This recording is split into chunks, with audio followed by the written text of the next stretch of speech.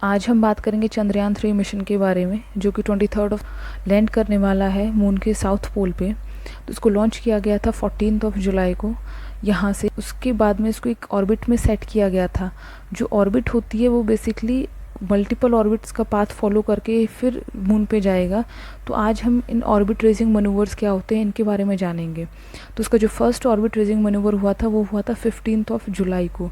Basically इसमें करते क्या है कि जैसे कोई भी इलिप्टिकल ऑर्बिट होती है उसकी एक तो अपॉजी होती है। अपॉजी होता है उसका farthest point from the centre, और पेरिजी होती है उसका नियरेस्ट पॉइंट होता है।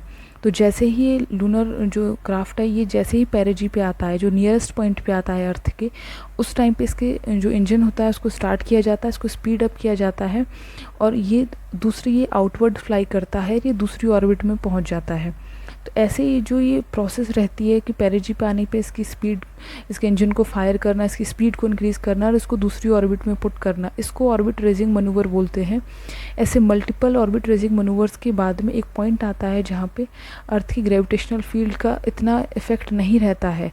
इसके सराउंडिंग इसके मल्टीपल ऑर्बिट रेजिंग मनूवर्स के बाद में इसको जो लूनर ऑर्बिट रहती है उसमें इंजेक्ट किया जाता है, जिसके लिए ट्रांस लूनर इंसर्शन होता है, जिसमें कि इसकी जो ग्रेविटेशनल फोर्स है अर्थ की वो कम हो जाती है और इसको एक ऐसी ऑर्बिट में पार्क किया जाता है, पार्किंग ऑर्बिट बोलते हैं वहाँ पे। उसके बाद में वहाँ से एक प्रॉपर टाइम पे जो मून की और अर्थ की एक प्रॉपर पोजीशन देखी जाती है। ये बहुत ही टेक्निकलिटीज़ इन्वॉल्व रहती हैं इसमें। अगर थोड़ा सा भी इसमें मिस्टेक हो जाए, कुछ हो जाए, तो हम मिशन को पूरे को लॉस कर सकते हैं।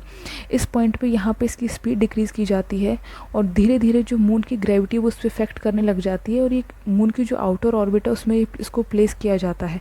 तो जो पूरी प्रोसेस रहती है इसको ट्रांसलूनर इंसर्शन बोलते हैं, जिसमें कि ये डिपार्ट करता है फ्रॉम दी अर्थ्स ऑर्बिट और मून की ऑर्बिट में जाके इंजेक्ट हो जाता है।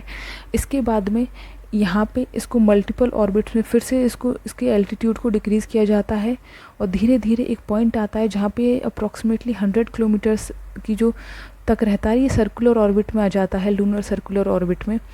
उस टाइम पे इसका जो प्रोपल्शन मॉड्यूल है उसको सेपरेट किया जाएगा और ये लैंड करेगा जो साउथ पोल है मून के उस पे।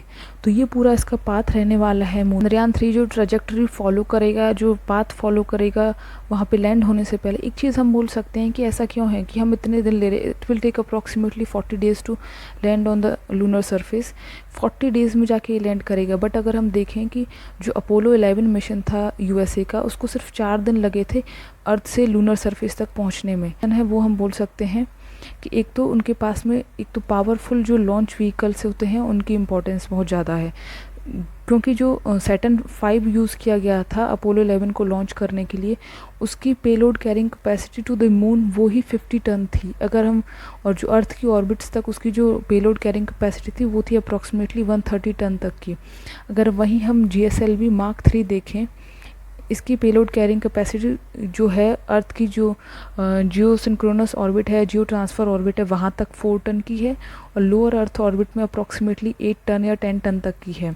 तो बेसिकली हमारे पास इतनी पावरफुल लॉन्च व्हीकल्स नहीं है अभी इस टाइम पे, प्रेजेंट टाइम में। इन फ्यूचर तो होंगे, लेकिन और दूसरा है कि जो कॉस्ट इफेक्टिवनेस इस मेथड की ज़्यादा है, ये लॉन्गर ड्यूरेशन लेता है, इसमें टेक्निकलिटीज़ ज़्यादा इन्वॉल्व रहती हैं, बट ये कॉस्ट इफेक्टिव भी बहुत है। इसी वजह से जो इसरो के जो मिशंस रहते हैं इस टेक्निक का यूज़ करके उनकी जो कॉस्ट होती है वो कंपैरेटिवली नासा या फिर जो अदर स्पेस एजेंसी है उनके मिशन से कंपैरेटिवली इसकी कॉस्ट कम आती है।